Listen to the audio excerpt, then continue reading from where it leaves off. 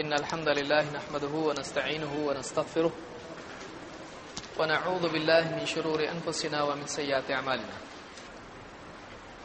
من يهده الله فلا مضل له ومن يضلل فلا هادي له وأشهد أن لا إله إلا الله وحده لا شريك له وأشهد أن محمدا عبده ورسوله أما بعد فإن خير الحديث كتاب الله وخير الهدي هدي محمد صلى الله عليه وسلم وشر الأمور محدثاتها وكل محدثة بدعة وكل بدعة ضلالة وكل ضلالة في النار.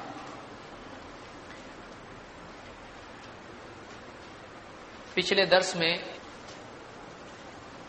توحید صحیح عقیدے کی اہمیت سے متعلق دو باتیں ہم نے دیکھی تھی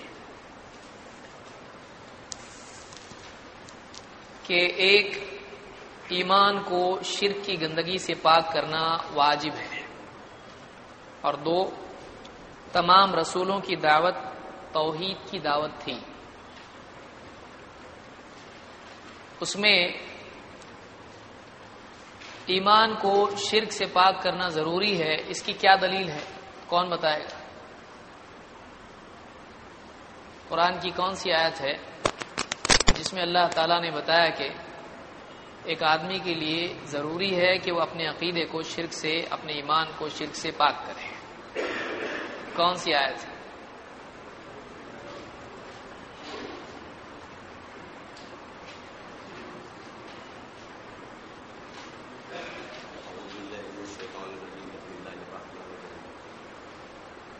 اللہ تبارک و تعالیٰ اپنے قرآن مجید، اللہ تعالیٰ قرآن مجید میں فرماتا ہے وما یؤمن اکثرهم باللہ الا وهم مشرکون.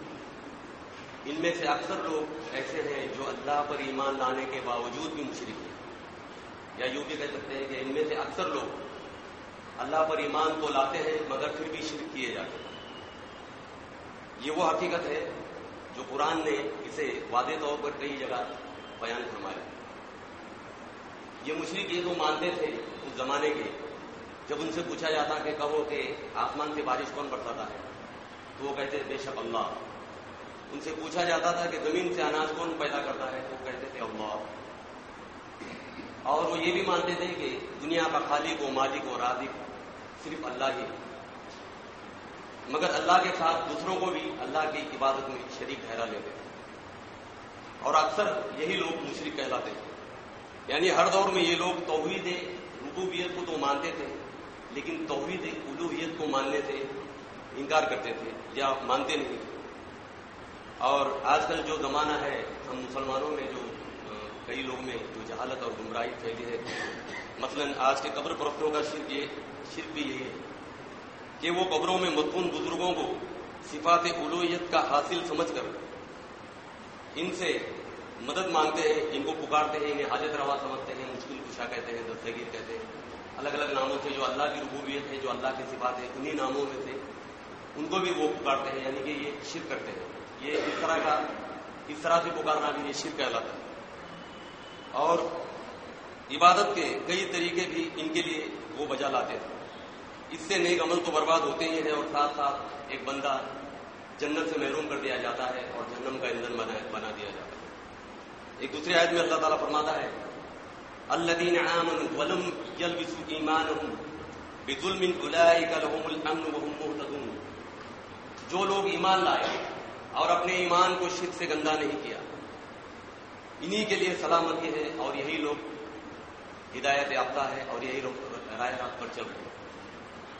اس آیت میں ظلم سے مراد شرک ہے. جیسا کہ جب یہ آیت نازل ہوئی تو صحابہ پریشان ہوئے اور اس آیت کا کچھ انہوں نے اس طرح سے مطلب لیا کہ ظلم یعنی کہ ظلم کرنا، زیادتی کرنا، گناہ کرنا. وہ ایسا مطلب سمجھ کے اللہ کے رسول صلی اللہ علیہ وسلم کی خدمت میں حاضر ہوئے، پوچھا یا رسول اللہ یہ آیت یہ بتاتی ہے تو اس آیت کے اعتبار سے ہم میں سے کون ایسا شخص ہے جس نے ظلم نہ کیا؟ اللہ کے نبی صلی اللہ علیہ وسلم نے فرمایا کہ یہ وہ ظلم ہے جو شرک کہلاتا ہے. تم جو ظلم سمجھ رہے ہو اس سے مراد یہ نہیں، کیونکہ یہ اللہ تعالیٰ نے اس ظلم کے بارے میں کہا ہے جو شرک کہلاتا ہے، ظلم عظیم ہے. اللہ کے نبی صلی اللہ علیہ وسلم نے انہیں مثال پیش کی، کیا تمہیں نہیں معلوم کہ لقمان علیہ السلام نے اپنے بیٹے سے کیا کہا، ان الشرک لظلم عظیم، کہ شرک بڑا ظلم ہے، بہت ہی بڑا گناہ ہے اور ظلم عظیم ہے۔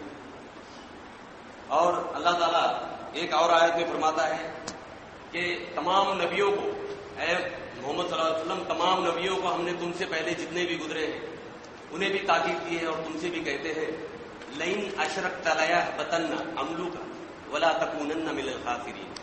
اے نبی، تم سے پہلے بھی انبیاء جتنے گزرے ہیں ہم نے ان سے بھی کہا ہے اور تم سے بھی کہتے ہیں لئن اشرکت، اگر آپ نے بھی شرک کیا، لیحبطن عملک، تو تمہارے اعمال بھی برباد ہو جائیں گے، ولا تکونن من الخاسرین، اور تم بہت ہی نقصان اٹھانے والوں میں سے ہو جائیں گے۔ تو ہم چاہتے ہیں کہ ہم خود شرک سے بچیں، شرک سے بچا کس طرح جاتا ہے وہ علم حاصل کرے اور یہی دعوت دوسرے مسلمانوں تک بھی پہنچائے۔ اللہ تعالیٰ ہمیں شرک جیسے بڑے گناہ عظیم سے بچائے۔ وآخر دعوانا الحمدللہ رب العالمین۔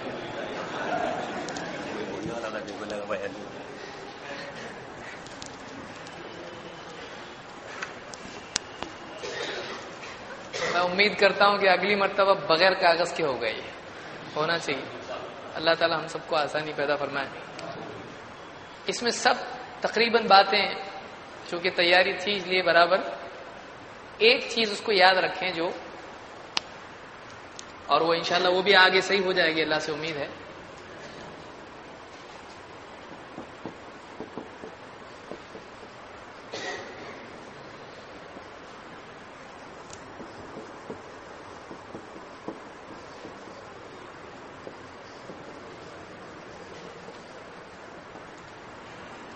تھوڑا سا پڑھنے کا فرق معنی کو بدل دیتا ہے، ڈرنے کی چیز نہیں ہے، سیکھتے سیکھتے سب آتا ہے۔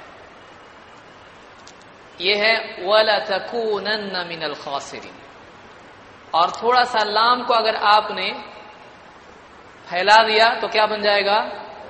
وَلَتَكُونَنَّ مِنَ الْخَاسِرِينَ۔ وَلَتَكُونَنَّ، یہ لام جو ہے یہ لام یقیناً کے لیے ہے، وَلَتَكُونَنَّ مِنَ الْخَاسِرِينَ، اور یقیناً تم خسارہ اٹھانے والوں میں سے ہو جاؤ گے، یعنی یہ پازیٹو سینٹینس ہے، ایسا ہوگا ہی۔ اور یہاں پر وَلَا تَكُونَنَّ، تم ہرگز مت بننا کے معنی ہے اس کے۔ عربی زبان بہت اچھی زبان ہے، اللہ ہم سب کو سیکھنے کی توفیق دے۔ وَلَا تَكُونَنَّ مِنَ الْخَاسِرِينَ، یعنی تم ہرگز بھی خاسرین میں سے مت بننا، تو یہ معنی اس کے ہوتے ہیں۔ اور وَلَتَكُونَنَّ، تو یہ کیا ہے؟ لام پازیٹو ہے، اور یہ لا کیا ہے؟ نیگیٹو ہے، لا الہ الا اللہ، نہیں۔ اور یہ لا کیا ہے؟ ہاں۔ تو دونوں میں کیا ہوتا ہے؟ تھوڑا سا فرق ہونے سے فرق ہوتا ہے۔ اس لیے جب آپ یاد کریں آیتوں کو، گھبرانے کی ضرورت نہیں، اور وہ تو عربی بہت ڈینجر نکلا، تو پڑھنا کہ نہیں پڑھنا کوئی بات نہیں، ہم جان بوجھ کے پڑھ رہے ہیں ایسا نہیں، سیکھتے سیکھتے جو چیزیں اس طرح کی ہوتی ہیں اللہ کو معلوم ہے کہ نہیں معلوم ہے۔ انسان بعض اوقات نہیں معاف کرتا ہے، اللہ معاف کر دیتا ہے، کیونکہ اللہ ظاہر و باطن دونوں کو جانتا ہے۔ تو ایک انسان سے پڑھنے میں اگر کوشش کے دوران کچھ اس طرح کی غلطی کوئی بات نہیں، لیکن آدمی اس کو مزید سیکھتا رہے، تو یہ فرق یاد رکھیں۔ قرآن کی آیت ہم نے دیکھی الذین آمنوا ولم یلبسوا ایمانہم بظلم اولئک لہم الامن وہم مہتدون۔ اس میں امن اور مہتدون سے متعلق کچھ باتیں پچھلے درس میں ہم نے دیکھی تھی، وہ کیا ہیں؟ کون بتائے گا؟ امن اور مہتدون اس حصے کو کون سمجھائے گا؟ یا اس پوری آیت کو جو ہم نے سیکھا کون بتائے گا؟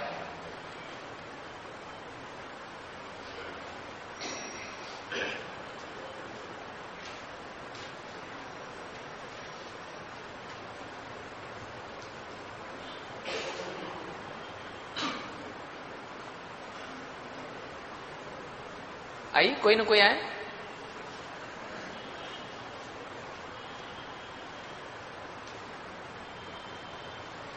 نہیں؟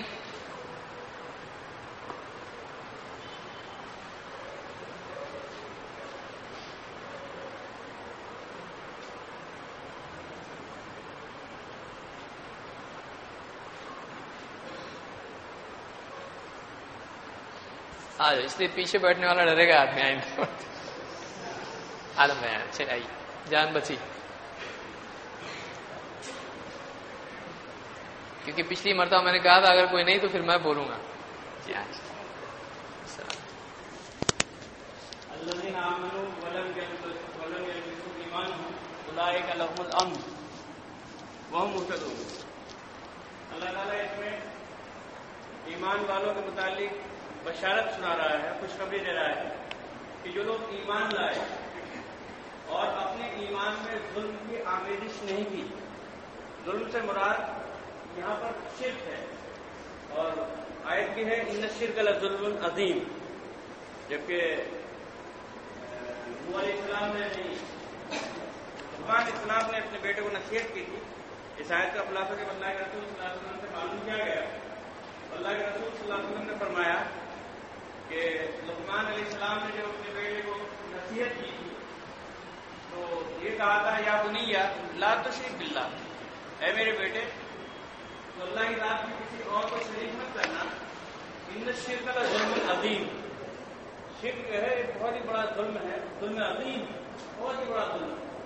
کہ اللہ تعالیٰ فرما رہا ہے ان اللہ لا یغفر ان یشرک بہ ویغفر ما دون ذلک لمن یشاء، کہ ہم شرک کے علاوہ ہر گناہ کو معاف کریں گے لیکن شرک کو معاف نہیں کریں گے. اس سے معلوم ہوا کہ شرک کا جو گناہ ہے وہ اللہ کی نگاہ میں اتنا شدید گناہ ہے کہ اللہ رب العزت نے اس کے متعلق فرما دیا کہ ہم اس کے علاوہ سب کی معافی کریں گے لیکن شرک کو معاف نہیں کریں گے. تو اللہ تعالیٰ کہہ رہا ہے کہ جو لوگ ایمان لائے اور اپنے ایمان میں ظلم کی آمیزش نہیں کی. ظلم سے مراد جیسے کہ اللہ کے رسول صلی اللہ علیہ وسلم کا خلاصہ کیا شرک ہے، شرک کی آمیزش نہیں کی تو ایسے لوگوں کے لیے امن ہے. اب امن کیا ہے؟ دنیا میں اللہ کے عذابات سے حفاظت، دنیا میں عافیت، اللہ کے رحمت. تو یہ لوگ اللہ کے عذاب سے محفوظ رہیں گے. اولئک لهم الامن وهم مهتدون. اور اللہ تعالیٰ ان کے لیے اور بشارت سنا رہا ہے کہ یہی لوگ ہدایت یافتہ ہیں. تو اگر آدمی کو اپنی ہدایت یافتہ ہے یا نہیں یہ بات کو دیکھنا ہے تو اپنے ایمان کو چیک کرنا پڑے گا کہ کہیں میرے ایمان کے اندر شرک کی آمیزش تو نہیں، کہیں میں کوئی عمل مشرکانہ کوئی عمل ایسا تو نہیں کر رہا ہوں جس سے میرے اوپر شرک کا اطلاق ہوتا ہے.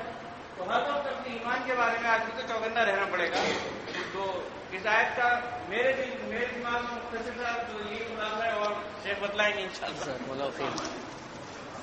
ہاں آئیے پڑھ کے آج آخری دن ہے، پڑھ کے. ہاں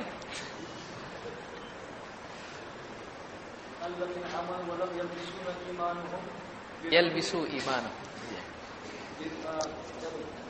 یلبسو ایمان،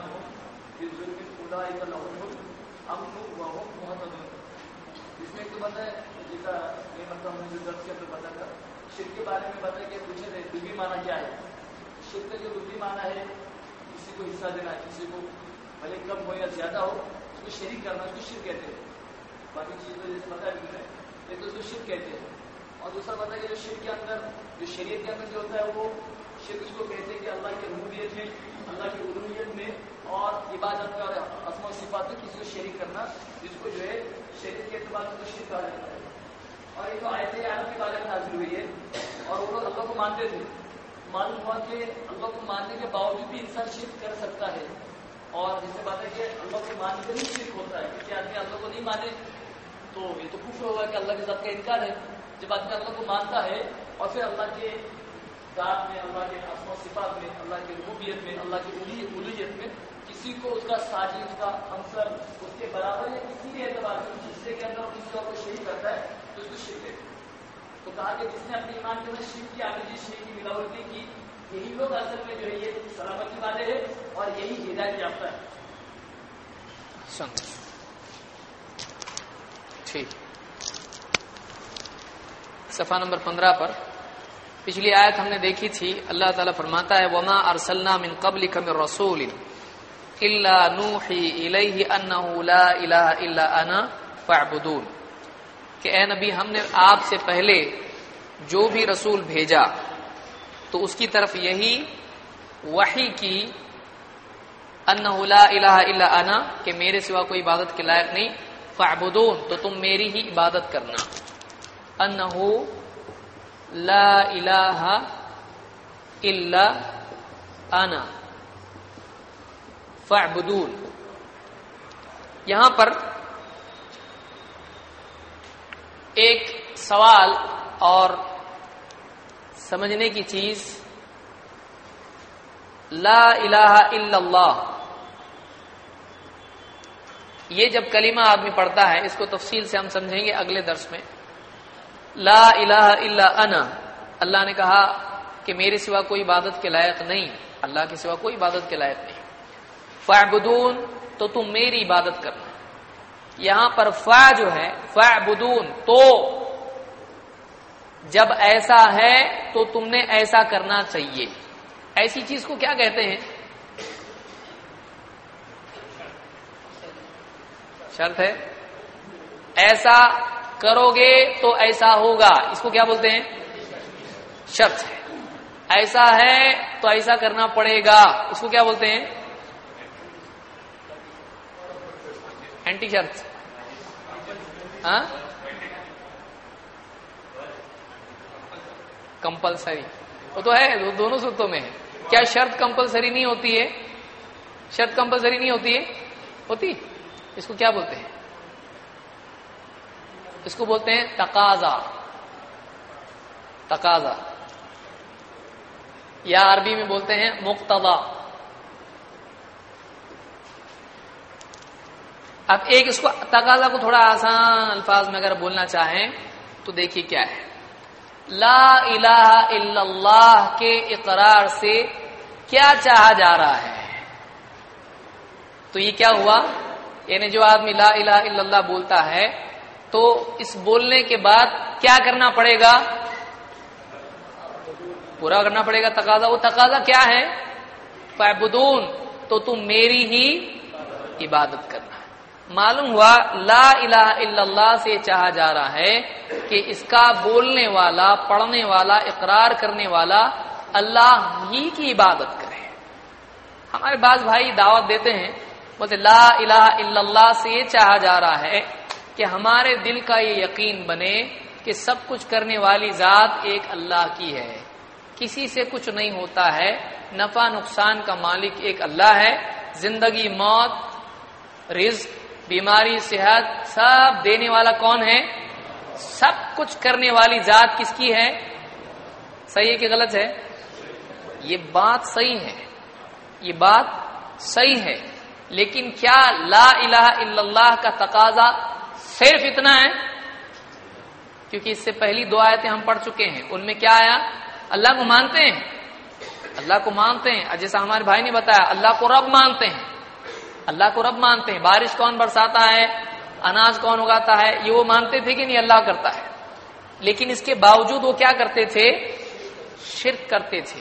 تو وہ کون سی چیز میں شرک کرتے تھے؟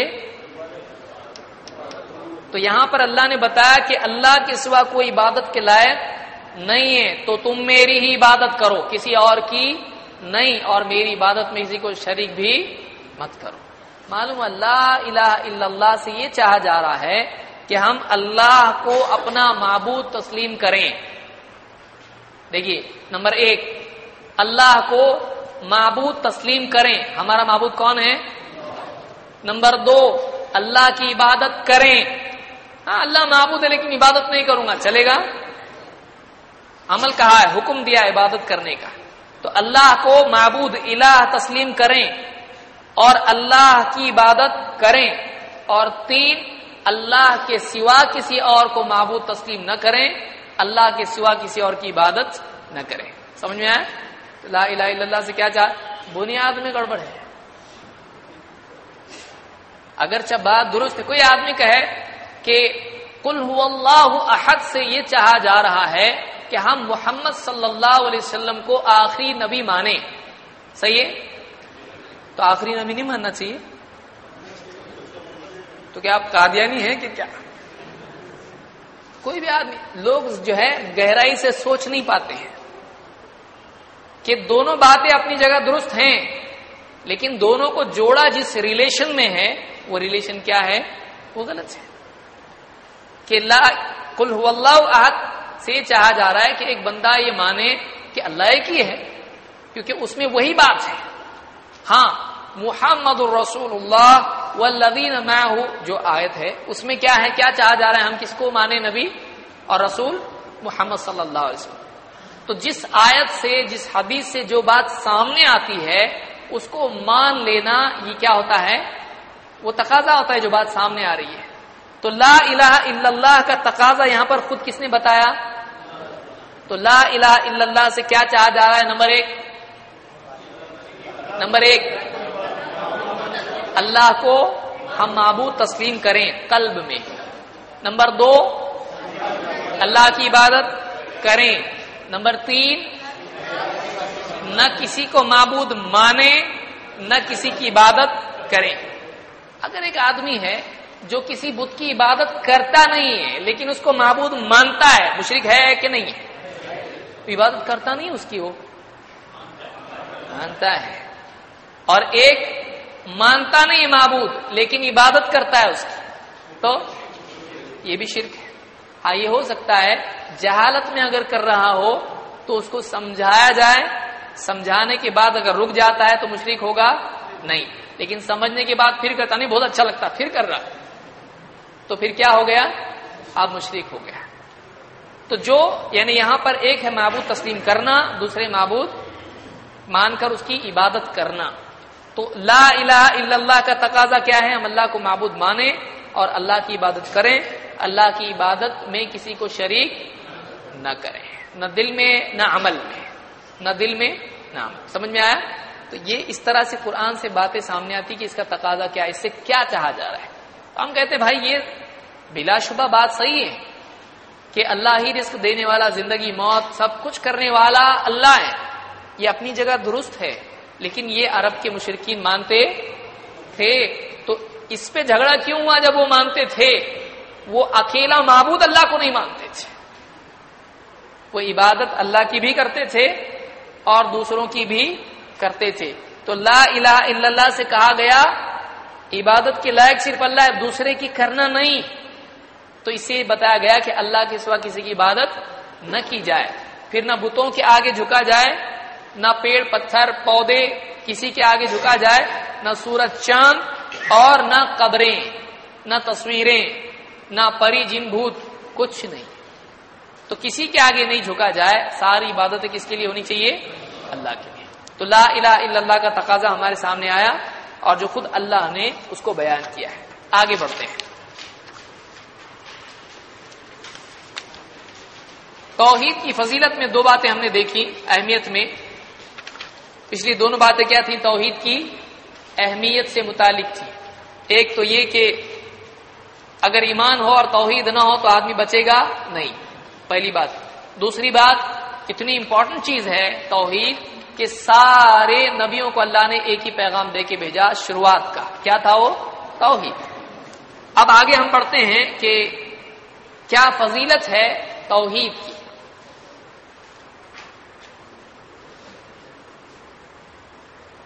اللہ کے رسول صلی اللہ علیہ وسلم فرماتے ہیں افضل الذکر لا الہ الا اللہ. سب سے افضل ذکر کیا ہے؟ لا الہ الا اللہ. آدمی بہت سارا ذکر کرتا ہے. پیج نمبر 16 پر، صحیح ہے؟ Page number 16. افضل الذکر لا الہ الا اللہ. سب سے افضل ذکر لا الہ الا اللہ ہے. آدمی بہت سارے اذکار کرتا ہے، سبحان اللہ، الحمدللہ، اللہ اکبر، اور اس کے علاوہ کتنے سبحان اللہ بحمدہ، سبحان اللہ العظیم، اور کئی اذکار ہیں. ان سارے اذکار میں سب سے افضل کون سا ہے؟ یعنی اللہ یہ پسند کرتا ہے کہ بندہ اس کو یاد کرے. صحیح ہے؟ اللہ کو پسند ہے کہ نہیں ہے؟ اللہ کو پسند ہے. وَأَنَا مَعَهُ إِذَا ذَكَرَنِي، حدیث میں ہے میں بندے کے ساتھ ہوتا ہوں جب وہ مجھ کو یاد کرتا ہے، میرا ذکر کرتا ہے. اور اللہ نے کہا وَلَذِكْرُ اللَّهِ أَكْبَرُ، اللہ کا ذکر سب سے بڑی چیز ہے. اللہ کا ذکر سب سے بڑی چیز ہے. ساری عبادت کا خلاصہ کیا ہے؟ مقصود کیا ہے؟ جیسے اللہ نے فرمایا وَأَقِمِ الصَّلَاةَ لِذِكْرِي، آپ یہ بتائیے کہ دین میں جتنے اعمال، جتنی عبادات ہیں، جتنی اللہ کو عبادت کرنے کے طریقے ہیں، سب سے افضل عبادت کون سی ہے؟ نماز ہے۔ دلیل؟ سب ایک آواز میں بولے تھے۔ حدیث میں اللہ کے نبی صلی اللہ علیہ وسلم فرماتے ہیں، طبرانی کی روایت میں ہے، آپ نے فرمایا وَاعْلَمُوا أَنَّ خَيْرَ أَعْمَالِكُمُ الصَّلَاةُ، جان لو کہ تمہارے اعمال میں سب سے افضل عمل نماز ہے، صلاۃ ہے۔ تو سارے اعمال میں سب سے افضل کون سا ہے عمل؟ نماز۔ نماز کے بارے میں اللہ نے فرمایا وَأَقِمِ الصَّلَاةَ لِذِكْرِي، اور نماز قائم کر، کیوں؟ میری یاد کے لیے۔ تو نماز کا مقصد کیا ہے؟ اللہ کو یاد کرنا۔ سارے اعمال میں سب سے افضل عمل نماز۔ نماز کا مقصد اللہ کو یاد کرنا۔ اللہ کو یاد کرنے کا سب سے افضل لفظ کون سا ہے؟ لا الہ الا اللہ۔ یعنی ساری عبادات میں افضل عبادت کا مقصود ذکر، اور ذکر میں سب سے افضل لفظ کیا ہے؟ یعنی کتنی اہمیت ہے۔ اللہ کو سب سے زیادہ پسند یہ ہے کہ بندہ جب اس کو یاد کرے تو وہ کون سی بات کے ذریعے اللہ کو یاد کرے کہ میرا معبود اللہ کے سوا کوئی نہیں ہے۔ یعنی توحید اللہ کو اتنی پسند ہے کہ بندہ جب یاد کرے اس کو تو اس وصف سے جو یاد کرتا ہے تو اللہ کو بہت پسند آتا ہے۔ کیا یاد کرنا چاہیے اللہ کے بارے میں؟ کہ اللہ کے سوا کوئی عبادت کے لائق نہیں۔ اسی لیے حدیث میں آپ نے کیا فرمایا؟ افضل الذکر لا الہ الا اللہ، سب سے افضل ذکر لا الہ الا اللہ ہے، بغیر جھٹکوں کے۔ بعض لوگ کیسا کرتے؟ لا الہ الا اللہ، جیسے کدال لے کر کچھ لوگ زمین کھودتے ہیں۔ اللہ رحم، کیا اللہ کے نبی صلی اللہ علیہ وسلم ایسا کرتے تھے؟ کیا صحابہ ایسا کرتے تھے؟ کون بولا آپ کو جھٹکے دینے کے لیے؟ کیا دل میں سراغ ہو کے ایمان جانے والا، اس میں کیا ہونے والا؟ ایک کتاب میں لکھا ہے کہ بائیں ہاتھ سے بائیں پاؤں کا انگوٹھا پکڑے، بائیں پاؤں سے دائیں پاؤں کا انگوٹھا پکڑے، بیٹھ کے، ہاں کھڑے ہو کے نہیں، اور دائیں طرف سر لے جائے اور لا الہ الا اللہ کہاں مارے؟ سینے پہ، اور تھوڑی دیر کے بعد میں الا اللہ الا اللہ الا اللہ، اس طرح سے۔ کیا ہے؟ یعنی دین ہے کہ مذاق ہے؟ آپ دیکھیے، کوئی دیکھے گا تو ہنسے گا، کیا گھبرائے گا یا تو ہنسے گا؟ پھر بچے ڈریں گے اور بڑے ہنسیں گے۔ اللہ کو یاد کرنے کا طریقہ ادب والا ہونا چاہیے، اس میں وقار ہونا چاہیے، اس میں سنجیدگی ہونا چاہیے۔ اگر یہ اللہ کے نبی صلی اللہ علیہ وسلم سکھاتے تو ہم بھی کرتے۔ ہم یہ نہیں سوچتے پھر صحیح ہے کہ غلط ہے، کیونکہ ہمارے نبی کا طریقہ ہر چیز کیا ہوتی ہے؟ صحیح ہوتی ہے۔ لیکن یہ طریقہ آپ صلی اللہ علیہ وسلم نے سمجھایا نہیں۔ آپ اللہ کو یاد کرتے تھے ہر حال میں، لیکن کبھی آپ نے اس طرح کا جھٹکے وغیرہ آپ نے نہیں سکھایا، نہ صحابہ نے ایسا کیا۔ تو اس کی ضرورت ہم کو نہیں ہے۔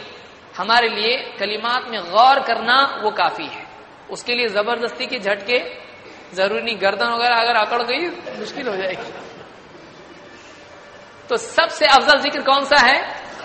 لا الہ الا اللہ۔ تو اس سے کس چیز کی فضیلت معلوم ہوئی؟ توحید کی، کیونکہ اس سے کیا ثابت ہوتا ہے؟ اللہ کے سوا کوئی عبادت کے لائق نہیں ہے۔ ٹھیک ہے، لیکن یہاں پر معلوم یہ کرنا ہے کہ توحید کیا ہے، اس کو ابھی دیکھیں گے آپ۔ چوتھی چیز توحید کی فضیلت میں یہ ہے کہ توحید والا اگر اپنے گناہوں کی وجہ سے جہنم میں چلا بھی جائے تب بھی اللہ کی رحمت اس کو ملے گی۔ کتنی بڑی بات ہے! ایک آدمی اللہ کے عذاب میں لیکن پھر بھی اللہ کی رحمت کا حق رکھتا ہے، کتنی اونچی چیز ہے۔ یعنی وہ اللہ کی رحمت سے محروم نہیں ہوگا۔ کون بولتا ہے؟ اللہ کے نبی صلی اللہ علیہ وسلم فرماتے ہیں۔ جو پچھلی حدیث تھی وہ ترمذی کی تھی، اور بھی محدثین نے اس کو روایت کیا ہے۔ یہ بھی حدیث ترمذی کی ہے اور مسند احمد میں بھی موجود ہے۔ کیا فرماتے اللہ کے رسول صلی اللہ علیہ وسلم؟ يعذب ناس من اہل التوحید، يعذب ناس، اس کو ہم تھوڑا عربی دیکھ لیں گے۔ يعذب ناس من اہل التوحید فی النار حتی یکونو فیہا حمما ثم تدرکہم الرحمہ فیخرجون. صحیح ہے؟ دیکھیے یعذب عذاب دیے جائیں گے. کون؟ ناسن کچھ لوگ. قل اعوذ برب الناس. ناس یعنی کون؟ لوگ. یا ایھا الناس. ناس یعنی لوگ. عذاب دیے جائیں گے لوگ. من اہل توحید. من میں سے کچھ. اہل توحید توحید والے. اہل کے معنی ہوتے ہیں والے. توحید کا لفظ حدیث میں بھی آ رہا ہے. حدیث میں بھی لفظ آیا کہ نہیں ہے؟ توحید کا لفظ حدیث میں بھی آیا ہے. اہل توحید میں سے کچھ لوگ عذاب دیے جائیں گے. عربی ایسا ہوتا ہے. عذاب دیے جائیں گے لوگ کچھ اہل توحید میں سے. فی النار. فی میں. النار آگ. کون سی آگ؟ جہنم. یعنی اہل توحید میں سے کچھ لوگ جہنم کی آگ میں عذاب دیے جائیں گے. حتی یہاں تک کہ یکون وہ ہو جائیں گے فیہا اس میں آگ میں جہنم میں حممن کوئلہ. کوئلہ ہو جائیں گے جل کے. ثم پھر. ثم کے معنی پھر. تدرکہم. تدرک پائے گی ان کو الرحمہ رحمت. کس کی؟ اللہ کی رحمت. فیخرجون تو نکالے جائیں گے. کہاں سے؟ تو اہل توحید میں سے بعض لوگ جہنم کی آگ میں عذاب دیے جائیں گے. پھر اللہ کی رحمت ان کو ڈھانپ لے گی, ان کو پا لے گی, تو وہاں سے وہ نکال دی جائیں گے. تو اس سے کئی باتیں معلوم ہوئی. نمبر ایک کہ توحید کا لفظ حدیث میں بھی آیا ہے. تو کوئی آدمی آپ سے پوچھے توحید توحید بولتے توحید کدھر ہے, تو آپ بتا سکتے ہو کہ حدیث میں یہ لفظ خود اللہ کے نبی صلی اللہ علیہ وسلم نے استعمال کیا ہے. ترمذی کی حدیث ہے. نمبر دو, توحید والا بے فکر ہو. کیا بولے توحید اگر حاصل ہو گئی, توحید والے بن گئے, عذاب سے بچ جائیں گے بلا شبہ. لیکن توحید کے توڑنے کے عذاب سے تو بچ گئے, لیکن یہ ہو سکتا ہے اب اللہ کی مرضی کسی اور گناہ پر پکڑ لے.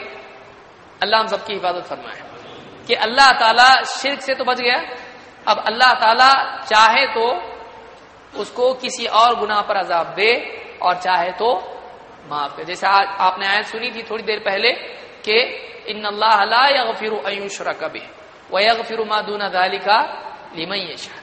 اللہ اس بات کی ہرگز مغفرت نہیں کرے گا کہ اس کے ساتھ شرک کیا جائے. ہاں ویغفر ما دون ذلک, اس سے کم تر کسی اور گناہ کی وہ جس کے لیے چاہے گا مغفرت کرے گا. تو یہاں پر معلوم ہوا کہ اہل توحید کو ڈرنا چاہیے کہ نہیں عذاب سے. اہل توحید بھی جہنم میں جا سکتے ہیں, لیکن یہ ہے کہ اہل توحید جہنم میں ہمیشہ کبھی نہیں رہیں گے. جہنم میں چلے گئے ہیں لیکن پھر بھی ان کو کس میں سے حصہ ملے گا؟ انہیں اللہ کی رحمت سے وہ مایوس نہیں ہوں گے. ایک لمبی روایت میں جس کو ابن ابی عاصم نے اور امام طبرانی نے روایت کیا ہے, قرآن کریم کی آیت کے ضمن میں ربما یود الذین کفروا لو کانوا مسلمین, ایک وقت آئے گا کہ کفر کرنے والے اس بات کی آرزو تمنا کریں گے کاش کہ ہم بھی مسلمان ہوتے ہیں.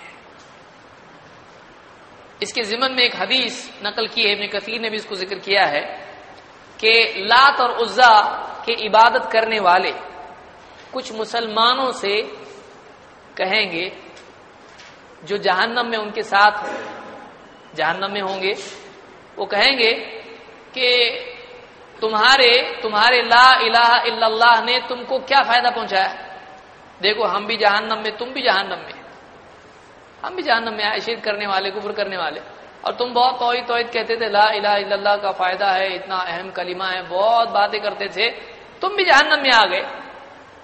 تو ان کو تانا دیں گے کون؟ مشرکین، کفار، لات و عزا کی عبادت کرنے والے۔ لات اور عزا دو بت ہیں، ان بتوں کی عبادت کرنے والے ان کو تانا دیں گے۔ اب یہ کیا بولیں گے ان کے بدلے میں؟ ان کے جواب میں کیا کہیں گے؟ کچھ بھی نہیں کہیں گے، لیکن اللہ کو یہ جملہ بہت خراب لگے گا، اللہ کو غصہ آئے گا اس کے اوپر، میرے بندے گناہوں کی وجہ سے آئے، لیکن بندے کس کے ہیں؟ اللہ کے ہیں، توحید والے ہی ہیں۔ اللہ تعالیٰ حکم دے گا ان کو جہنم سے، خالی جہنم سے نکالا جائے گا، اور بچ جائے گا کون اس میں؟ مشرکین بچ جائیں گے۔ اس وقت وہ کہیں گے کاش ہم مسلمان ہوتے، کاش ہمارے پاس بھی یہ کلمہ ہوتا تو ہم کو بھی اس میں سے نکالا جاتا، لیکن وہ کلمہ ان کے پاس نہیں ہونے کی وجہ سے وہ اس میں سے نکالے نہیں جائیں گے۔ یہ جو جہنم سے نکالے ہوئے ہوں گے تو ان کو اللہ تعالیٰ ایک دوسری نہر میں غوطہ دے گا، بعض روایتوں میں نہر حیات اس کا نام ہے، حیات والی نہر۔ اس میں جب غوطہ دیا جائے گا، اس سے پہلے ایک حصہ اس میں اور روایتوں میں ہے، کئی روایات ہیں، ان میں سے میں ملخص اس کا بتا رہا ہوں کیا ہے۔ وہ جہنم سے جب نکالے جائیں گے تو کہیں گے ان کے چہرے پر ایک داغ ہوگا، وہ داغ جو ہے یعنی اس پہ داغ ہوگا، ایک روایت میں کہ اس پہ لکھا ہوگا جہنمیون، جہنمیون، یعنی یہ کون سی پبلک ہے؟ جہنم سے نکلی ہوئی۔ تو اب سب ان کو دیکھ کے پہچانیں گے جہنمیون، جہنمیون، جہنمیون، جہنم سے نکلے ہوئے۔ ان کو اچھا نہیں لگے گا، یہ کیا ہے لیبل ہے، ایسا لیبل نہیں چاہیے اپنے کو، نیگیٹو لیبل دکھ رہا ہے۔ اللہ تعالیٰ سے دعا کریں گے اے اللہ یہ لقب ہم سے نکال دے، تو اللہ ان کو نہر حیات میں غوطہ دے گا، اور وہاں سے جب ان کو نکالا جائے گا تو وہ دھبا بھی، داغ بھی، وہ لکھا ہوا بھی ان سے نکل جائے گا، خوشی خوشی وہ جنت میں رہیں گے۔ تو یہ توحید والے اللہ کو اتنے پیارے کیوں ہیں؟ توحید اللہ کو بہت پیاری ہے، اس لیے توحید والا بھی اللہ کو بہت پیارا ہے۔ جیسے ایمان اللہ کو بہت پیارا ہے تو ایمان والا بھی اللہ کو پیارا ہے، کیونکہ اللہ کی پسندیدہ چیز کو اپنانے والا اللہ کو پسند آئے گا۔ تو اللہ کو توحید بہت پسند ہے، اس لیے جہنم میں بھی چلا جائے گناہوں کی وجہ سے تو اللہ تعالیٰ اس کو کیا کرے گا؟ جہنم سے نکالے گا، اور وہ اللہ کی رحمت سے کبھی بھی محروم نہیں ہوگا۔ توحید والا اللہ کی رحمت سے محروم نہیں ہوگا، جہنم میں بھی رحمت اس کو پائے گی، جہنم میں بھی رحمت اس کو پائے گی۔ تو اس کو امام ترمذی نے روایت کیا ہے۔ تو معلوم ہوا کہ توحید جہنم سے نجات کا ذریعہ ہے۔ اب ایک سوال پوچھ رہا ہوں، کیا ایسا ہوگا کہ ایک آدمی جہنم سے نکال کے جنت میں ڈالا جائے؟ ہو سکتا ہے ایسا؟ نہیں ہو سکتا نا، کہ ہو سکتا ہے؟ ہو سکتا ہے۔ کیا ایسا ہو سکتا ہے کہ ایک آدمی جنت سے نکال کے جہنم میں ڈالا جائے؟ ارے غلطی سے آ گئے اسکولوں باہر، ہو سکتا ہے ایسا؟ کبھی نہیں ہو سکتا ہے۔ جو جہنم میں گیا وہ تو جہنم سے نکال کے جنت میں ڈالا جا سکتا ہے، لیکن جو جنت میں گیا وہ جنت سے نکال کے واپس جہنم میں نہیں ڈالا جائے گا۔ جو ایک بار گیا وہ ہمیشہ کے لیے جنت میں گیا۔ ہاں اگر اب یہاں سے یہ لوگ نکل جائیں گے، لیکن کچھ لوگ ہوں گے جو نہیں نکل پائیں گے، ہمیشہ جہنم میں رہیں گے۔ وہ کون ہوں گے؟ جن کے پاس توحید نہیں تھی وہ ہمیشہ جہنم میں پڑے رہیں گے۔ تو جہنم میں جانے کے بعد بھی ایک موقع ہے، ایک چیز ہے جس سے وہ جہنم سے نکل سکتا ہے، وہ کیا ہے؟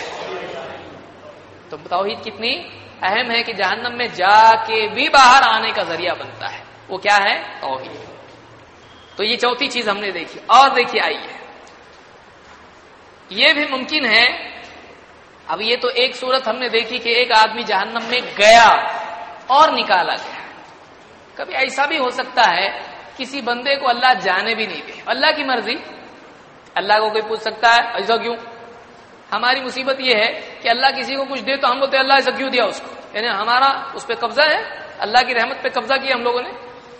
اللہ جس کو چاہے عذاب دے، اللہ جس کو چاہے معاف کرے، اللہ کی مرضی، بادشاہ ہے وہ جس کو چاہے معاف کر دے، جس کو چاہے عذاب دے۔ ہم کو دعائیں کرنا چاہیے کہ اللہ ہم کو بغیر عذاب کی جنت میں ڈال دے، ہم کو دعائیں کرنا چاہیے۔ تو ایسے بھی کچھ لوگ ہوں گے جو توحید کی وجہ سے، ایک تو وہ لوگ جو جہنم سے نکال کے جنت میں گئے، ایک وہ لوگ ہیں. دوسرے ایسا بھی کوئی ہو سکتا ہے کہ جو توحید کی وجہ سے گناہگار ہو، لیکن توحید کی وجہ سے اس کو جہنم میں ڈالا ہی نہیں جائے اور سیدھا جنت میں جائے، ایسا بھی ہو سکتا ہے. تو توحید اتنی قیمتی چیز ہے.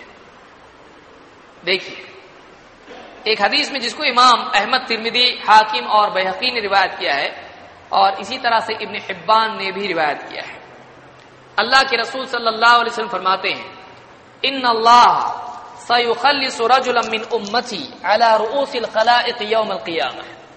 اللہ تعالی لائے گا ایک آدمی میری امت میں سے، علی رؤوس الخلائق سارے لوگوں کے سامنے، یوم القیامہ قیامت کے دن، فینشر علیہ اور اس پر پھیلا دے گا، 99 سجلت 90 کتنے ہوتے 99، 100 کو کتنے کم، ایک کم، 99 دفتر اس کے گناہوں کے اس پر پھیلا دے گا، اس کے سامنے پھیلائے گا.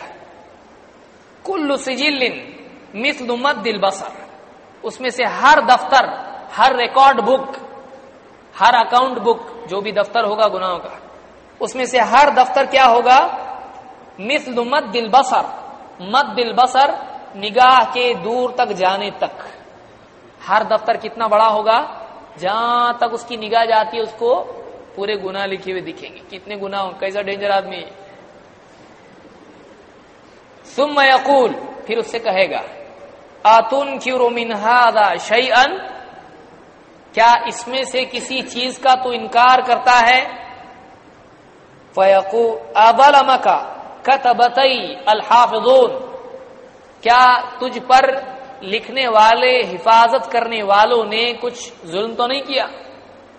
یعنی ایسا تو نہیں کہ دائیں بائیں جو فرشتے ہیں انہوں نے اپنے دل سے لکھتے گئے فری ٹائم میں کچھ بھی، ایسا تو نہیں. اللہ پوچھے گا اس سے اظلمک کتبتی الحافظون، کرامن کاتبین جس کو ہم کہتے ہیں، قرآن میں ذکر آیا ان کا، تو انہوں نے کہیں تجھ پہ ظلم تو نہیں کر دیا کہ کچھ بھی لکھ دیا تیرے اوپر. فیقول لا یا رب، وہ کیا بولے گا، نہیں اللہ ایسا نہیں ہے، اے میرے رب ایسا نہیں ہے. یعنی کس کا اکاؤنٹ ہے یہ، ایگزیکٹلی میچ ہو رہا ہے میرے سے، معلوم ہے مجھ کو یہ میری کرامت ہے پوری.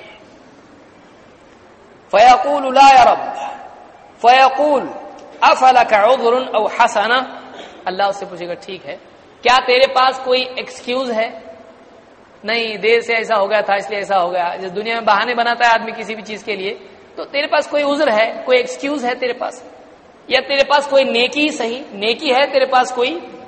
فیقول، جواب بدلے گا اس کا، سیم آنسر، لا یا رب، نہیں اے میرے پروردگار میرے پاس کوئی نیکی بھی نہیں ہے، ان کا میرے اوپر ظلم بھی نہیں، میرے پاس کوئی عذر بھی نہیں، ایکسکیوز بھی نہیں، اور میرے پاس کوئی نیکی بھی نہیں. فیقول، پھر اللہ کہے گا اس سے بلا ان لک عندنا حسنہ، اللہ تعالیٰ فرمائے گا بلکہ بے شک ہمارے پاس تیری ایک نیکی ہے. اس کو بھی یاد نہیں میرے پاس کیا نیکی بچی، لیکن اللہ تعالیٰ نیکی کو ضائع کرتا ہے. اللہ تعالیٰ اس سے کہے گا بلکہ ہمارے پاس تیری ایک نیکی ہے. فَإِنَّهُ لَا ظُلْمَ عَلَيْكَ الْيَوْمَ، اس لیے کہ آج ایسا دن ہے کہ آج تیرے اوپر کوئی ظلم ہونے والا نہیں ہے. مالک یوم الدین، فَإِنَّهُ لَا ظُلْمَ عَلَيْكَ الْيَوْمَ، آج کے دن تجھ پر کوئی ظلم نہیں کیا جائے گا. فَتَخْرُجُ بِطَاقَةٌ فِيهَا أَشْهَدُ أَن لَّا إِلَٰهَ إِلَّا اللَّهُ وَأَشْهَدُ أَنَّ مُحَمَّدًا عَبْدُهُ وَرَسُولُهُ، تو ایک چٹھی نکالی جائے گی، اس پر لکھا ہوگا اشہد اللہ الہ الا اللہ، میں گواہی دیتا ہوں کہ اللہ کے سوا کوئی عبادت کے لائق نہیں، واشہد ان محمدا عبدہ ورسولہ، اور میں گواہی دیتا ہوں کہ محمد صلی اللہ علیہ وسلم اللہ کے بندے اور اس کے رسول ہیں. فیقول احضر وزنک، اس سے کہا جائے گا کہ تو چل، تیری اس جگہ پہنچ جہاں تیرے اعمال کو تولا جائے گا. وزن جہاں اعمال کا ہوگا، نیکی اور گناہ تولیں گے، چل وہاں پر، وہاں حاضر ہو.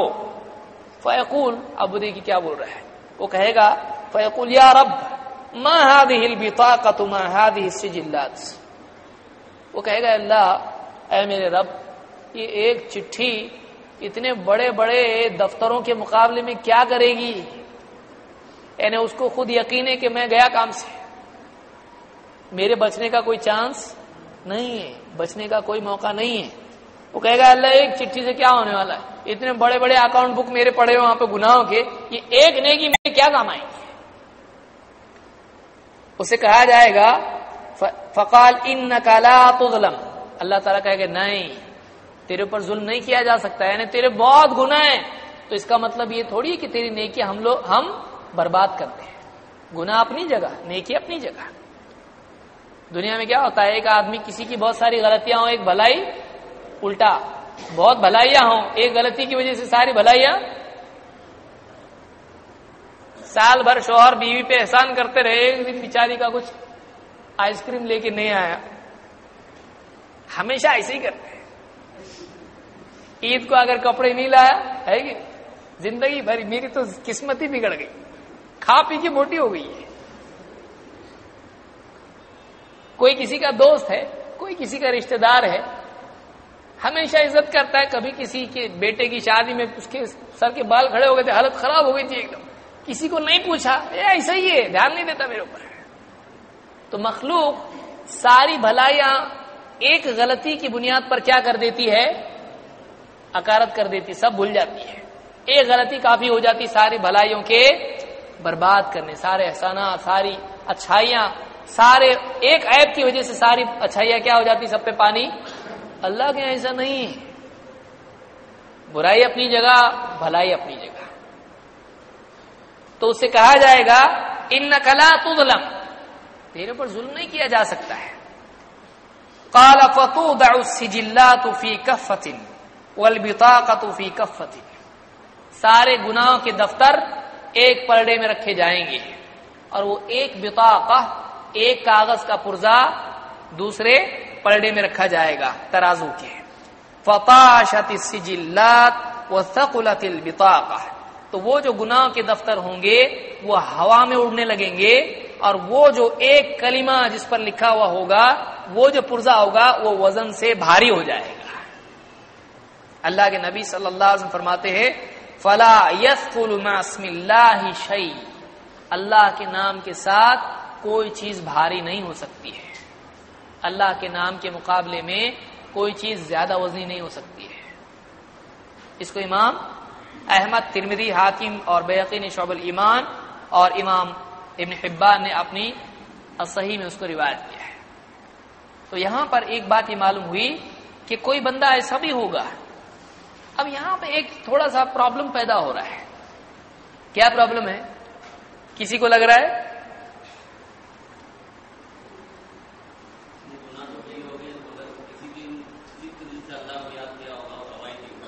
یہ پرابلم ہے؟ پچھلی حدیث میں کیا تھا؟ توحید والے کہاں جائیں گے؟ تو ان کے پاس نہیں گئے، اور اس میں تو پھر ان کی توحید کا کیا ہو؟ سمجھ میں آیا؟ مطلب کوئی آدمی کا اچھا معلوم پڑا آج اپنے کو، چلو اب اس کے بعد درس میں آنے کی بھی ضرورت نہیں، اور مزید السلام علیکم، اچھا صاحب چھو بھی گیا، آج جا رہا میں، لبیک دنیا لبیک۔ ایک اپنے کو معلوم پڑا، اپنے پاس تو ایک دم کیا ہے، کالر میں لکھ کے لگا دیا لا الہ الا اللہ محمد رسول اللہ، بس ہو گیا، اپنے کو کلمہ معلوم پڑا۔ ابھی کیا یہ 99 والا شاید میں ہی رہوں گا بول کے چلے گا؟ دونوں حدیثیں اہل السنہ والجماعہ کا طریقہ کیا ہے، نبی صلی اللہ علیہ وسلم کی ایک بات لے کے ہوا میں اڑ جاتے، ہر بات لینا کہ کون سی بات لینا نبی کی، ہر بات، پچھلی بھی لینے کا اور یہ بھی لینے کا۔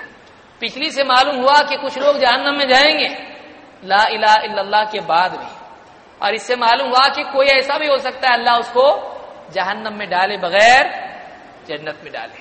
تو ہم کس میں رہیں گے معلوم ہے، اور اس میں گئے تو نہیں چاہیے اپنے کو۔ تو آدمی صرف اس پر ٹکا رہے نہیں، گناہوں کی وجہ سے جہنم میں جا بھی سکتا ہے. اب یہ اللہ کا احسان کہ کسی بندے کو اللہ تعالی بغیر جہنم کے جنت میں ڈال دے. کیا ضروری ہے سب کے ساتھ ایسا ہو؟ کیونکہ ویسا ہونے والا ہے. وہ نبی کی حدیث ہے, اللہ کے نبی صلی اللہ علیہ وسلم کی حدیث ہے. کچھ لوگ جائیں گے کہ نہیں جہنم میں؟ جائیں گے. تو کہیں ایسا نہ ہو کہ ہمارا نمبر لگ جائے بے فکری کی وجہ سے. اس لیے دونوں حدیثوں کو سامنے رکھیں. لیکن یہ کیوں نہیں گیا؟ دو وجہ سے.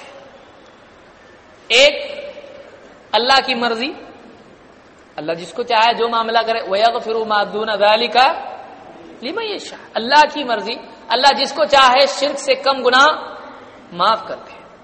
کیونکہ کون سا آدمی گناہ کر رہا ہے, کتنی مجبوری میں کر رہا ہے, کیا پرابلم اس کے تھے, کیا مسائل اس کے تھے, کتنا کمزور تھا, اسلام میں نیا داخل ہوا تھا, ایک دم پرانا تھا, علم والا تھا, کم علم والا تھا, سب کس کو معلوم ہوتا ہے؟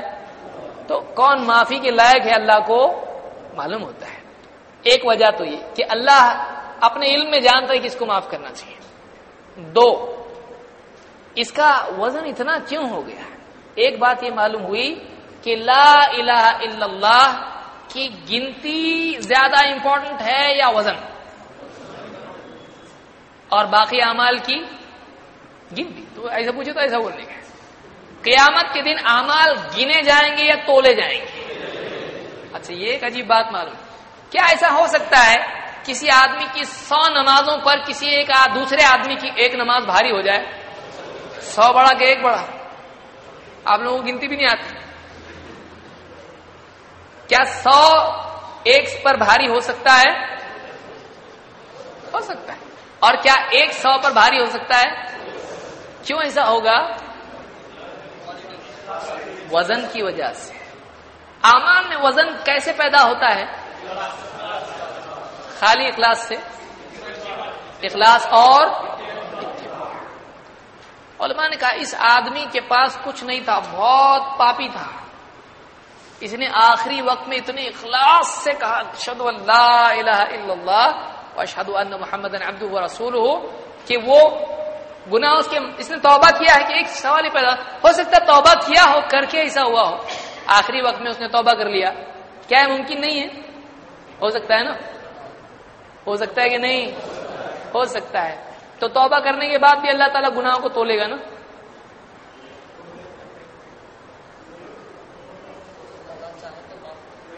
توبہ کرنے کے بعد گناہ باقی رہتا کیا؟ تو پھر تل رہا نا وہاں پہ, یعنی توبہ کیا ہے اس نے؟ نہیں کیا ہے. اگر ایک آدمی اس کے پاس پہاڑ, حدیثوں کو سمجھیے, اگر اس کے پاس پہاڑ کے برابر گناہ ہے, اگر توبہ کرے تو باقی رہے گا, پہاڑ کے غائب ہو جائے گا. لیکن یہاں پر گناہ ہے کہ نہیں ہے؟ یعنی توبہ کیا ہے؟ توبہ نہیں کیا اس نے. لیکن آخری وقت میں اس نے کیا کیا ہے؟ اس نے غالباً آخری وقت میں اس نے, کہ اس کی بھی کوئی دلیل نہیں ہے, اس نے کبھی اتنے اخلاص کے ساتھ میں وہ کلمہ پڑھا ہے کہ وہ کلمہ بہت ہی زیادہ کیا ہو گیا؟ وزنی ہو گیا. اس وجہ سے اس کے اعمال میں گناہوں کے مقابلے میں وہ کیا ہو گیا؟ بھاری ہو گیا. سمجھ میں آیا؟ تو معلوم ہوا کہ کلمے کا اقرار, اب سمجھیے اس کو, کلمے کا اقرار صرف زبان سے بولے لا الہ الا اللہ چلتا, اس میں کیا ہونا چاہیے؟ وزن ہونا چاہیے. تو اندر سے وہ ہونا چاہیے, سمجھ کے ہونا چاہیے. اس کے اقرار کے ساتھ اس کے مفہوم کو سمجھ کے آدمی بولے, اس حقیقت کو دل میں جگہ دے کے آدمی بولے اللہ کے سوا کوئی عبادت کے لائق لا الہ الا اللہ, ایسا بولنا چاہیے آدمی. یعنی آدمی کے دل میں بات ہونا چاہیے. تو اس نے اتنے مضبوطی کے ساتھ وہ کلمہ کہا تھا, اس کا وزن اس کے گناہوں کے مقابلے میں کیا ہو گیا؟ بڑھ گیا. جب تولا گیا تو اس کا کیا بھاری نکلا. لیکن اگر وزن ہلکا نکلا تو توحید والا تو ہے, لیکن کیا ہوگا؟ گناہ. اور کہاں جائے گا پھر؟ تو وہ جو گئے تھے وہ کون ہوں گے؟ سمجھ میں آیا؟ یعنی دونوں حدیثیں اپنی جگہ صحیح ہے کہ اس کا وزن زیادہ تھا, بچ گیا. ان کا وزن کم پڑ گیا تو کیا ہو گیا؟ تو دونوں باتیں اپنی جگہ درست ہیں. کوئی آدمی نہ سوچے کہ ادھر جا رہا جہنم میں, ادھر نہیں جا رہا, ایسا کیسا جاتا بھی نہیں بھی جاتا توحید والا, یہ کیا ہے؟ تو دونوں میں فرق ہے. اس سے معلوم ہوا کہ کلمے کے الفاظ سب کے ایک ہیں, لیکن کلمے کے بولنے کے جو کیفیات ہیں, اس کا یقین ہے, وہ سارا ہر ایک کا کیا ہوتا ہے؟ الگ ہوتا ہے. تو اس کا ثواب اس کی صرف الفاظ پہ ملتا ہے. کوئی آدمی والے کلمہ تو آج ان لوگوں کی غلطی آج معلوم ہوتی ہے جو کہتے ہیں ہم لوگ کلمہ پڑھتے نا، ہم لوگ کلمہ پڑھتے ہیں، لیکن کیا صرف زبان کا اقرار کافی ہو جاتا ہے؟ کسی آدمی کو اگر ریلوے اسٹیشن پہ کھڑے ہو گئے، آپ ادھر آؤ، کیا لو 5 روپے کلمہ پڑھو، لا الہ الا اللہ محمد رسول اللہ، جاؤ، گیا جنت میں؟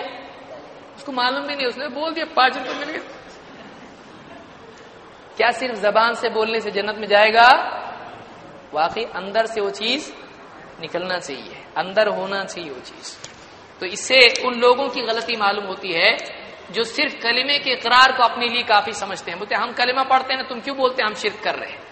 صرف زبان سے بولنا کافی نہیں ہے. آئیے آگے بڑھتے ہیں.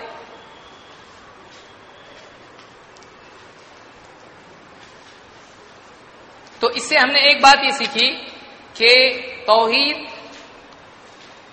جہنم میں جانے کے بعد بھی بچنے کا، نکلنے کا ذریعہ ہے، اور توحید جہنم سے بچنے کا یقینی ذریعہ ہے. کبھی ہو سکتا ہے اللہ معاف ہی کرتے ہیں، کبھی ہو سکتا ہے اللہ معاف کرتے ہیں. اب آئیے توحید کے بالعکس کیا ہے.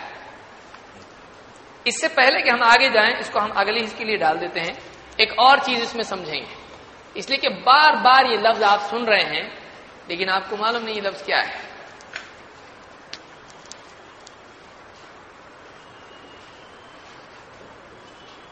التوحید کیا مطلب اس لفظ کا؟ چلیے بتائیے کون کو مفسرین. نمبر ایک واحد. چلیے ابھی کلیکشن ہو رہا ہے. ہاں، اور ایک اس لیے کہ سب کے ذہن میں جو آئے گا جمع کر کے کچھ بنائیں گے. جھوٹ بولو جلدی. عبادت میں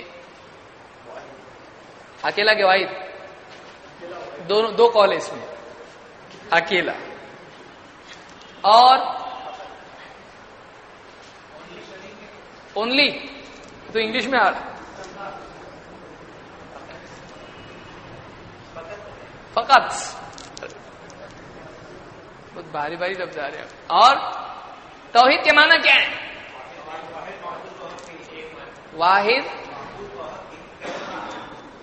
واحد معبود بحق اور یکتا معبود برحق. ختم نہیں ہو رہا. ہاں، اللہ کے خصائص میں اللہ کو منفرد ماننا، یہ لیگل سٹیٹمنٹ ہے. ہاں، صرف ایک.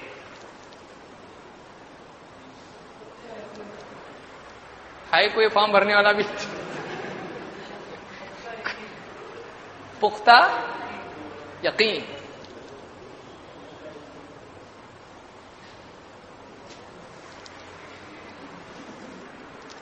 لغت کے ختم ہوئے کہ نہیں؟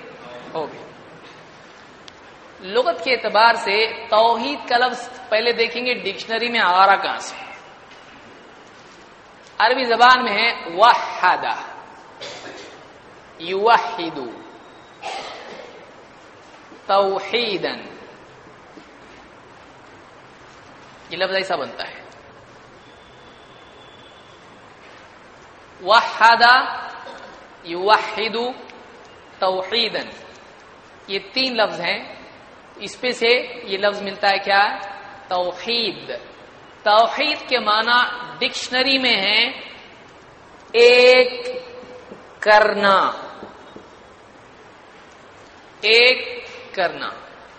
ایک بنا دینا، جس کو بعض انگلش میں یونیفیکیشن بول سکتے ہیں. توحید ایک کرنا. مشرکین اللہ کے نبی صلی اللہ علیہ وسلم سے کہتے تھے آپ کی دعوت کے بارے میں، اجعل الآلہۃ الہا واحدا ان ھذا لشیء عجاب. اجعل الآلہۃ الہا واحدہ ان ھذا لشیء عجاب.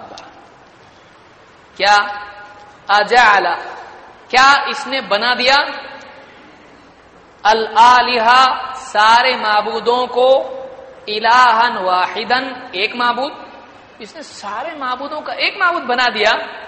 ان ھذا یقیناً یہ چیز تو لشیء عجاب بڑی عجیب چیز ہے. مشرکین کیا کہتے تھے؟ سارے معبود کا ایک معبود بنا دیا اس نے، یعنی کس نے؟ محمد رسول اللہ صلی اللہ علیہ وسلم، یعنی سارے معبودوں کا ایک کر دیا اس نے. کیسی عجیب بات ہے، کیا ہے؟ یعنی ان کو عجیب لگتا تھا کہ سارے معبود کی بجائے کتنے معبود؟ ایک معبود. تو توحید کا لفظ کیا ہے؟ وحدہ سے ایک کر دینا. لیکن ایک کر دینا کی دو صورتیں ہیں. جیسے یہ معبود ملا کے ٹوٹل مار کے ایک بنائے، ایسا ہے؟ سب یہ بارش کے لیے، یہ آگ کے لیے، یہ ہوا کے لیے، یہ اس کے لیے، سب ہٹا کے ایک، سب کا ایک. تو یہ جو ہے توحید اس معنی میں ہے کہ سب کو ہٹا کے ایک کو ماننا، سب کا ایک بنا دینا. یہ نہیں کہ سب کو لے کے اس کا ایک بنانا. تو توحید اس معنی میں ہے کہ افراد جس کو کہیں گے، عربی میں اس کے لیے دوسرا لفظ کیا آ سکتا ہے؟ افراد.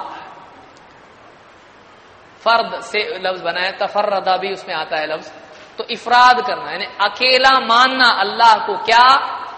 اس کے خصائص میں منفرد ماننا. یعنی جو چیز اللہ کے لیے خاص ہے وہ اللہ کے سوا کسی کو نہیں دینا. جو چیز اللہ کے لیے خاص ہے وہ کسی اور کو نہیں دینا. مثلا کہیں سے بھی پکارو، کون سنتا؟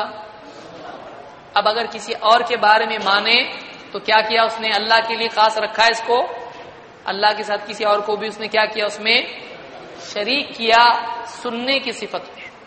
کہیں بھی رہو، اجالے میں، اندھیرے میں، پیر صاحب اپنے کو دیکھتے، ان کو معلوم رہتا میرا مرید کیا پرابلم میں ہے. اللہ کی صفات میں سے ہے کہ نہیں کہ اللہ کہیں بھی بندہ ہو، اندھیرے میں، اجالے میں، سمندر میں، ریگستان میں، گھر میں، باہر، چھت پہ، انڈر گراؤنڈ، کہیں بھی ہو، اللہ کو معلوم ہے نا کیا ہے اس کا حال. تو اب اس طرح سے کسی اور کے بارے میں عقیدہ رکھنا جائز ہے؟ نہیں. کیوں؟ اس لیے کہ کس کا مسئلہ ہے؟ یہ توحید کا مسئلہ ہے. اب اگر کسی اور کے بارے میں عقیدہ رکھتا ہے تو اس نے کیا کر دیا اللہ کے ساتھ؟ کس چیز میں؟ اللہ کی علم کی صفت میں شرک کیا اس نے. اللہ کی، وہ یہ بول سکتا ہے، یہ مانتا ہو بارش اللہ کے سوا کوئی برساتا نہیں ہے، لیکن جانتے ہیں پیر صاحب کہ میں کہاں ہوں، کہیں سے بھی پکارو سنتے ہیں، کہیں بھی ہو میرے حال کو جانتے ہیں. بابا کا ہاتھ برابر میرے سر پہ ہے، سایہ ان کا میرے اوپر ہے. آدمی کا عقیدہ ہوتا ہے یہ. تو اللہ ہر حال میں بندے کے بارے میں جانتا ہے، لیکن اللہ کے سوا کسی اور کی صفت ہے یہ نہیں ہے. تو اللہ کی صفات میں شرک ہوتا ہے. تو یہ توحید اللہ کی خصوصیت میں کہ یہ اللہ ہی کرتا ہے. دیکھنے کے اعتبار کو بھی نہیں، اس کا مطلب اللہ دیکھتا ہے تو پھر ہم دیکھتے کہ نہیں دیکھتے؟ ہم بھی دیکھتے ہیں، لیکن ہمارا دیکھنا کیسا ہے؟ محدود ہے. آپ دیکھ سکتے ہیں اس دیوار کی ادھر کیا ہے؟ نہیں.